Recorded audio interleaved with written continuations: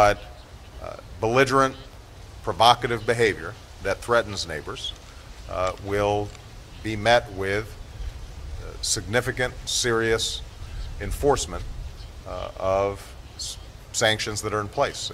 So when, as happened this weekend, we invoke provisions of existing agreements, we do so not to be provocative or to promote self-defeating protectionism.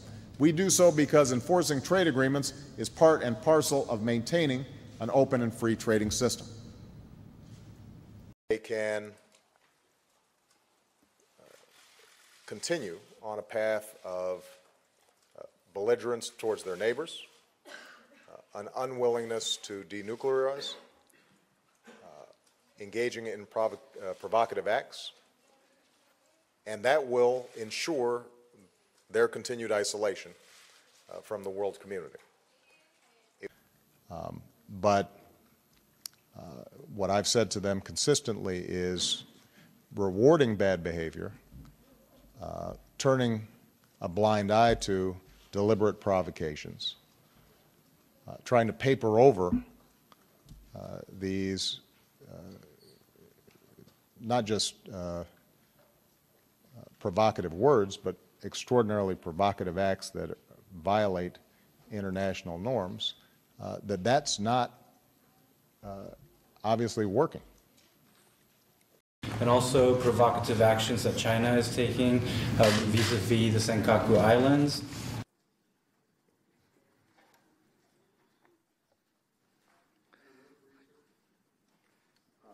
And the question was,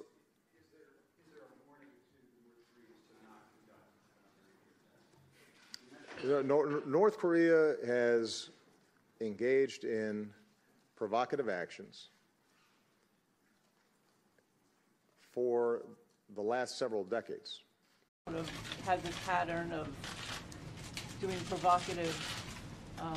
Okay. So Mr. Trump might just be more provocative in terms of how he says it, but the actual positions aren't that different. Look at something like Iran, where obviously the United States and Iran has had a terrible relationship since 1979. The theocracy there has engaged in all kinds of very dangerous and provocative behaviors, and they were on the path to obtain a nuclear weapon. And the one thing I can promise you is if we turn against each other based on divisions of race or religion, if we fall for, you know, a bunch of okey doke, just because it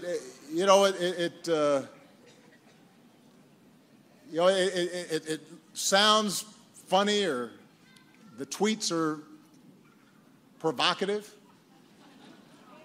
then we're not going to build on the progress that we've started.